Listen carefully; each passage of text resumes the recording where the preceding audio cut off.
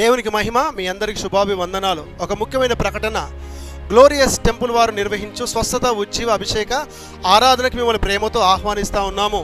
ఈ ఆదివారం రోజు సిరిసిల్ల మహాపట్టణంలో లహరి ఫంక్షన్ హాల్, విద్యానగర్, సిరిసిల్ల ఈ జిల్లా నందు ఏర్పాటు చేసినటువంటి ఒక ఆరాధనకు మిమ్మల్ని ప్రత్యేకంగా మేము ఆహ్వానిస్తూ ఉన్నాము.